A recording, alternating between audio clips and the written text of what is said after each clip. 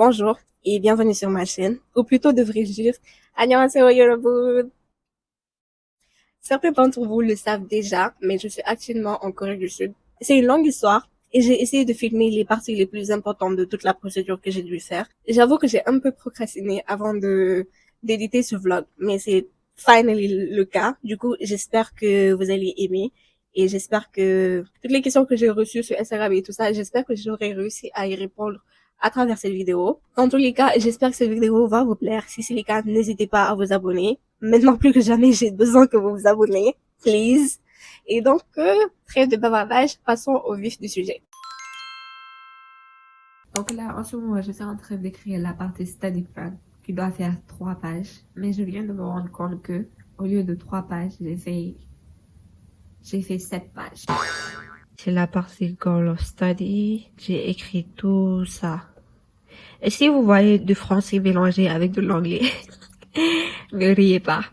Parfois, il y a certaines idées, je les formule mieux en français qu'en anglais. Du coup, je préfère écrire en français et après, je pars traduire ça. Donc là, comme vous voyez, j'ai fait 7 pages. Je sais même pas comment j'ai fait 7 pages en plus. J'ai même pas écrit autant que ça. Ah, ce sont les tableaux. Aujourd'hui, nous sommes le jeudi 22 ou 23 janvier. Et là, je suis en train d'écrire my personal statement. Je suis tellement stressée ces derniers jours parce que j'avais rassemblé tous mes documents pour les faire appuyer au ministère des Affaires étrangères. Jusqu'à présent, j'ai pas reçu de nouvelles. Ça va faire 2 semaines, plus de 2 semaines même, que j'ai envoyé ces documents. J'ai toujours pas reçu de nouvelles.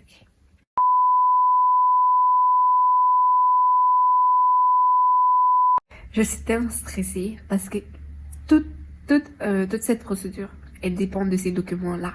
Si j'ai pas ces documents, c'est mort. Je vais même pas pouvoir être là à aller déposer ma candidature pour cette bourse. Donc, je sais pas quoi faire en fait. J'ai appelé jusqu'à fatiguer. J'ai appelé encore et encore. Personne n'est foutu de me donner une nouvelle. Personne n'est foutu de me dire une date à laquelle je vais pouvoir recevoir ces documents-là. Aujourd'hui, nous sommes le 23 décembre. La procédure pour la bourse, elle commence vers le 15 février, quelque chose comme ça, si je dis pas de bêtises.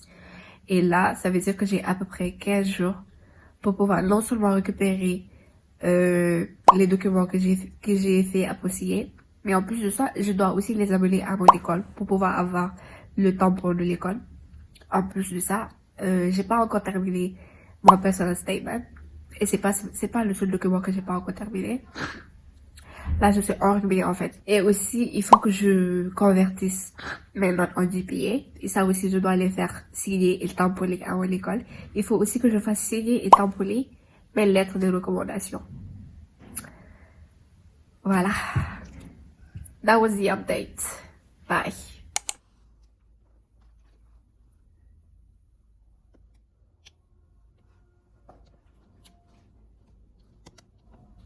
Donc là, nous sommes le 10 février. J'ai toujours pas récupéré mes documents qui devaient être apostillés il y a normalement 1 mois. La personne à qui je les ai donnés pour les faire apostiller, on vient de l'appeler. On est même parti chez lui, ma mère et moi, et il a dit qu'il les a pas apostillés. Alors que la procédure pour la bourse, elle a commencé. Là, normalement, les deadlines, c'est le début du mois de mars. Et quand on passe par la voie normale pour appuyer ces documents, le rendez-vous, déjà au ministère des Affaires étrangères, le rendez-vous est fixé des semaines plus tard. Donc là, je suis au summum de stress.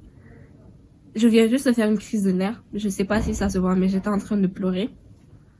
Parce que j'arrive pas à comprendre en fait que je comprends pas pourquoi est-ce que les gens ils sont malhonnêtes à ce point. Dès le début, s'ils savaient qu'ils pouvaient pas appuyer mes documents, ils auraient dû me prévenir et me dire viens récupérer tes documents, je peux pas appuyer, je vais pouvoir trouver une solution à temps. Mais là, non seulement je suis coincée, c'est les deadlines approchent, et en plus de ça, je sais pas en fait si je vais pouvoir les faire appuyer à temps. Demain, je vais essayer d'aller au ministère des Affaires étrangères pour essayer de trouver une solution parce que là.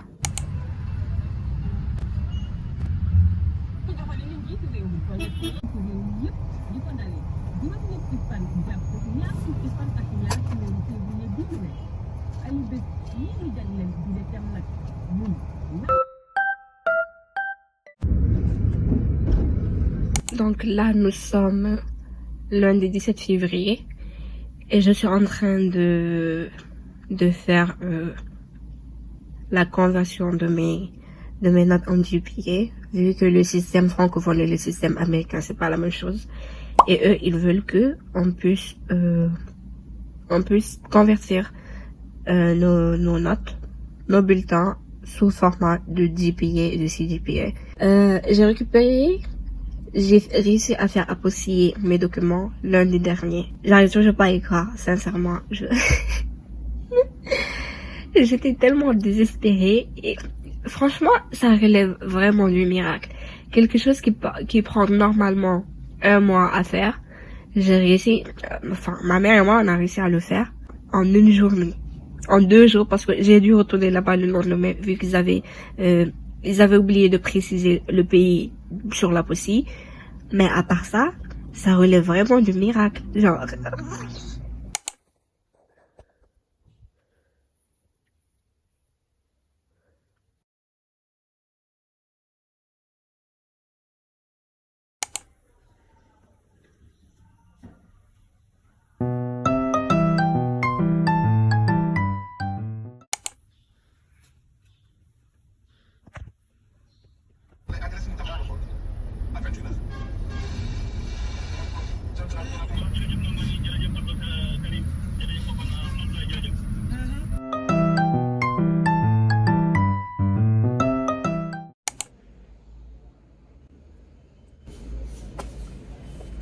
les gars, j'ai été acceptée. Je viens juste de voir l'email. Enfin, c'est pas l'email, mais je viens juste de voir the final announcement du NIID. J'ai été acceptée. Je pas encore de cette. Alors, là, je vous explique ce qui se passe pendant que je me prépare parce que je dois retourner au ministère pour récupérer mes documents. Donc là, ce qui s'est passé, c'est que mardi dernier, j'étais partie au ministère pour faire tamponner mon diplôme et mes relevés de notes. Ensuite, ils m'ont dit que le directeur n'était pas là et que je devais venir récupérer ça jeudi, qui était hier. Du coup, hier jeudi, je suis partie. Ils m'ont dit, oui, le directeur, il est en réunion, il est occupé, ceci, cela, patati, patata. Du coup, ils m'ont dit de laisser mon numéro pour éviter de faire des va-et-vient pour rien et de venir, et ils vont me contacter quand ce sera prêt. J'étais désespérée, j'étais tellement dépitée en plus parce que c'est tellement loin de chez moi, je dépense tellement d'argent pour aller là-bas, c'est à Diamniadio. Pour ceux qui vivent au Sénégal, ils vont savoir c'est où. C'est tellement loin et c'est tellement inaccessible, il y a absolument... Du coup, ce matin, je me réveille et je vois un appel de numéro fixe. D'habitude, je réponds pas au numéro que je connais pas, mais là, vraiment, c'est pas le moment d'être piqué sur qui on accepte et qui on n'accepte pas. Du coup, j'ai répondu et c'était la dame du ministère d'hier. Elle m'a dit, oui, mademoiselle Sow, vos documents sont prêts, vous pouvez venir récupérer ça aujourd'hui si vous avez le temps. J'ai dit, si vous avez le temps, même si j'ai pas le temps, là, je vais venir. Après, je lui ai dit, oui, je vais me préparer et j'arrive dans pas longtemps. Elle me dit, ok, tout ça. Donc là, je me prépare rapidement pour aller récupérer ça. Et oui, aussi, j'ai reçu ma lettre d'admission de mon université en Corée, enfin. Mais ils m'ont annoncé une nouvelle que j'étais pas prête à entendre et une nouvelle qui va me poser beaucoup de problèmes. C'est que eux, l'université que j'ai choisie, ils ne vont pas me payer le billet d'avion. Cela signifie que le billet d'avion, ça va sortir, l'argent va sortir de ma propre poche, ou plutôt de la poche de mes parents, because I'm broke. Et quand je vais arriver là-bas, ils vont me rembourser. Même ça, c'est pas grave parce que du moment qu'ils vont me rembourser, c'est pas vraiment un problème. Le problème, c'est que d'habitude pour les dorms, genre les dortoirs des universités, pour les boursiers de GKS, ils te laissent rester là-bas jusqu'à ce que tu commences à recevoir ton argent et ensuite tu commences à payer le dortoir. Sauf que l'université où je vais, ça se passe pas comme ça en fait. C'est dur de parler et de faire le contour de la bouche en même temps. Je sais pas comment les gens qui font les vidéos beauty là, comment ils font, mais c'est dur. Du coup, ils me disent que je dois payer 6 mois de dortoir en avance, ce qui fait à peu près 2 millions 100 en won, en Korean won. Quand je convertis ça en francs CFA, ça me fait à peu près 1 million 200, quelque chose comme ça, si je dis pas de bêtises. Donc là, ça veut dire que, en plus de tout l'argent que j'avais prévu, Genre, mon argent de poche, les frais de préparation, les trucs que je vais acheter une fois là-bas, Inch'Allah, tout ça là. En plus de tout ça, je vais devoir préparer de l'argent pour le billet d'avion et de l'argent pour les dortoirs pour les 6 premiers mois. Et ça, c'est pas une si bonne nouvelle que ça, parce que ça fait beaucoup d'argent en fait. Et I am not a rich kid. Je viens pas d'une famille hyper aisée. Ma famille est de la classe moyenne et ça veut dire que débourser tout cet argent-là, ça peut poser problème. Donc là, je suis pas très rassurée en fait. Bien sûr, je me dis que je vais pas faire tout le processus et tout ce que j'ai enduré, venir jusqu'ici et ne pas aller jusqu'au bout. Ça, vraiment, c'est même pas pensable, c'est impensable.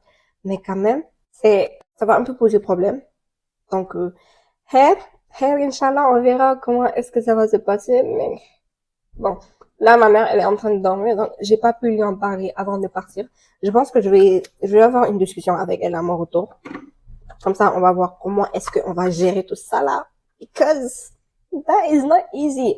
Vraiment, ceux qui pensent que cette bourse-là, en fait, c'est facile, c'est pas facile. Vraiment, préparez-vous d'avance, c'est pas facile. Vous allez devoir débourser. J'ai déboursé tellement d'argent dans les papiers, le transport. Quand il faut aller d'un ministère à un autre, quand il faut aller dans les centres et tout ça, c'est beaucoup d'argent qu'il faut préparer d'avance. Et si on n'a pas le support nécessaire, en fait, on va pas y arriver. Et aussi, il faut que je fasse un test de tuberculose et un vaccin de tuberculose aussi. Parce que pour pouvoir entrer dans les dormes, il faut que je prouve que j'ai pas la tuberculose, en fait. Donc, voilà, c'est tout pour l'update. Donc, là, je termine de me préparer en attendant mon Yango et je peux récupérer mes documents. Alors, nous sommes le dimanche 17 août et je pars récupérer mon test de tuberculose. Là, j'ai un peu peur parce que, imaginez, je pars et on me dit que le test est positif. Anyways, voici l'outfit du jour. J'ai littéralement juste porté une chemise par-dessus mon pyjama parce que flemme d'être là à chercher de quoi m'habiller. Donc, voilà. Let's go.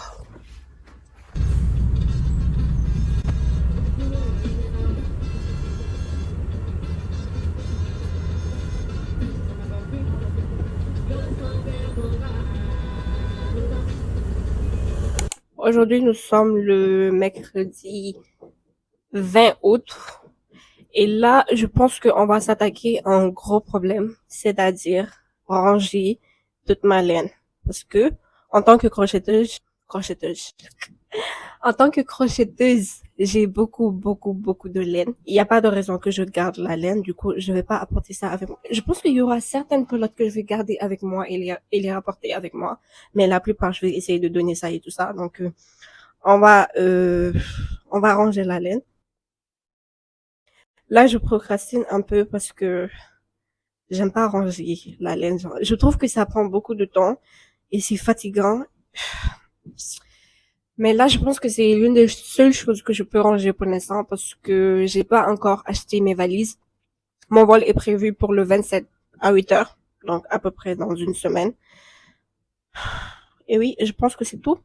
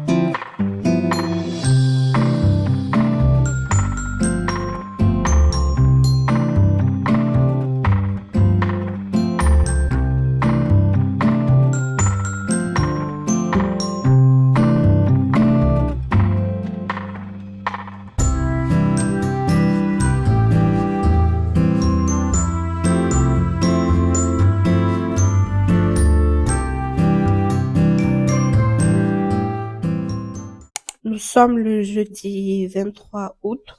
Donc, techniquement, il me reste 4 jours avant mon départ. Mais je considère que c'est 3 jours et demi vu que je vais quitter cette maison à l'aube. Je vais quitter à l'aube pour aller à l'aéroport. Et du coup, aujourd'hui, je dois aller acheter mes valises. Et à part ça, Il me reste juste à aller voir mon médecin lundi. Je sais pas si j'ai précisé, mais je suis allergique aux acariens. Et du coup, j'ai un peu peur que en partant en Corée du Sud, ça s'aggrave un peu parce que les acariens, ils aiment bien les endroits humides. Et la Corée du Sud est un climat humide. Du coup, je sais pas, j'ai un peu peur parce que déjà là, je vis au Sénégal qui n'est pas un pays humide et je souffre. Imaginez quand je vais aller dans un pays humide, comment est-ce que ça va être du coup.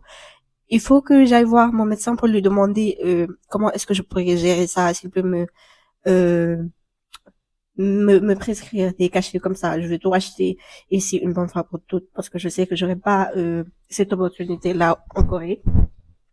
Et après ça, qu'est-ce qu'il me reste à faire? Après ça, il me reste à aller acheter mes médicaments qui n'ont rien à voir avec mon allergie aux acariens. C'est juste des médicaments de base, comme par exemple du paracétamol, vitamine C, des sachets pour la grippe et tout ça. Et ensuite, je dois aller faire des courses pour acheter des snacks et tout ça. Je pense que c'est tout, hein. C'est tout ce qu'il me reste à faire. Normalement, maximum lundi, je devrais commencer à ranger, ce qui est toujours assez tard parce que je me rends compte maintenant que j'ai vraiment procrastiné le truc. Mais c'est juste que je suis fatiguée, en fait. Le pire, le problème avec cette bourse, c'est que au début, je me disais que une fois que j'aurais la bourse, tout se passerait bien. Il y aurait plus de bourbier, tout. It was gonna be a smooth sailing, si je peux dire ça comme ça. Mais, toutes les galères que j'ai rencontrées après avoir reçu cette bourse-là, et le pire, c'est que tu peux même pas te plaindre parce que les gens s'attendent à ce que tu sois grateful. Comment on dit grateful en français? J'ai oublié. Reconnaissante, voilà. Les gens s'attendent à ce que tu sois reconnaissante de cette immense opportunité qui t'est offerte. Et c'est le cas. Je suis très très reconnaissante. Je remercie Dieu tous les jours vraiment de cette opportunité que j'ai. Mais ça veut pas dire que ça en devient moins difficile en fait. C'est dur. Et là, j'ai juste envie de me coucher et de rester couchée pendant des heures, tellement je suis fatiguée. J'ai mal partout. Ça fait des jours que je bois de la vitamine C non-stop pour ne pas tomber malade parce que j'ai pas le temps de tomber malade en fait. Je peux pas tomber malade là. Du coup, oui, c'était tout pour l'update d'aujourd'hui. Euh, je sais pas trop quoi ajouter à part que j'espère vraiment que tout va bien se passer parce que là, je commence à avoir un peu peur. Je réalise un peu, petit à petit, de la tournure que prend les événements. Genre, je vais vraiment quitter le Sénégal pour partir à l'autre bout du monde, toute seule, sans ma famille, sans aucun ami, sans, même si c'est vrai que j'aurai les autres boursières avec moi là-bas, mais on n'est pas dans les mêmes universités. Du coup, on va pas se voir tous les jours. Donc, ça veut dire que potentiellement, tous les problèmes que tu vas avoir là-bas, tu vas régler ça toute seule. Je sais pas. Je sais pas comment prendre cette information-là. Ça fait très peur. Parce que là, tu te dis que toute ta vie, tu as vécu avec ta famille. Et moi, alhamdulillah, je me dis que toute ma vie, j'ai été couverte par ma famille. J'ai jamais eu vraiment un problème que j'ai dû régler seule. À chaque fois, il y avait ma mère, ou il y avait ma soeur, ou mes sœurs, ou bien il y avait mon père pour m'aider à régler le problème. Mais là, je me dis qu'une fois que je serai partie, ce sera plus le cas. Et du coup, cette pensée-là, ça me fait un peu peur, même si je vais jamais le dire devant eux. Mais après, je pense qu'ils vont regarder cette vidéo, donc ils vont voir ce que je dis. Mais bref. Oui, c'était la pensée du jour. Elle était pas très joyeuse, je suis désolée, mais voilà, it is what it is. So, bon, là, je vais terminer de boire mon café et après, je vais aller acheter mes valises parce que j'ai une amie qui doit venir tout à l'heure pour passer la journée avec moi.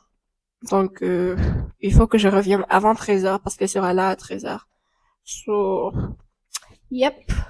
Bye bye. Aujourd'hui, on va s'attaquer à la partie que j'ai le moins envie de faire, c'est-à-dire le rangement de ma chambre, ou du moins la partie de ma chambre, parce que je partage ma chambre avec ma sœur.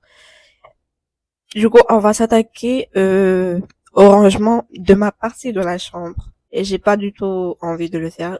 Ça fait des jours que je procrastine ce moment, tellement que voici l'état actuel de ma chambre. Il y a des affaires partout. Ça, c'est un colis que j'ai reçu avant-hier. et que je dois ranger séparément. Là, nous avons ma caisse de documents papier, ma laine, tout ça, je dois ranger ça, mes livres. Il y a des affaires partout. Tout ça, c'est des affaires que je dois unbox, que j'ai reçues, que j'ai pas encore rangées. Regardez-moi le désordre, en fait. Regardez tout ce désordre. Il y a des affaires partout. Il y en a partout. Je sais pas combien d'heures ça va me prendre pour tout ranger. Et honnêtement, j'ai même pas envie d'y penser. Je pense que je vais juste ranger. Et lorsque je serai fatiguée, je m'arrête et je pars faire une pause. Et après, je reviens. Je me dis que au maximum d'ici 2 jours, peut-être, j'aurai terminé. Oui. Let's go, hein.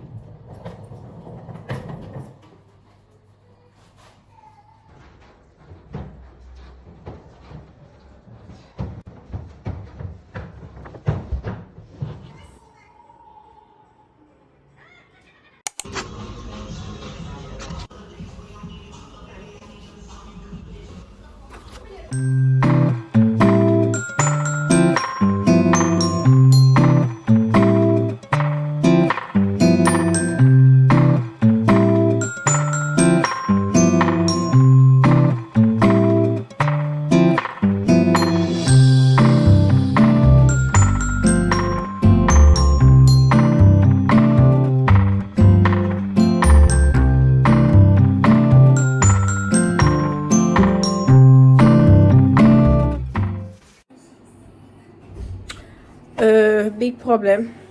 Les valises ne se ferment pas. Là, je sais plus quoi faire en fait parce que j'ai tellement diminué. La moitié de mes vêtements, je les ai laissés là. Mais je sais pas pourquoi. Enfin. Je sais pas quoi faire.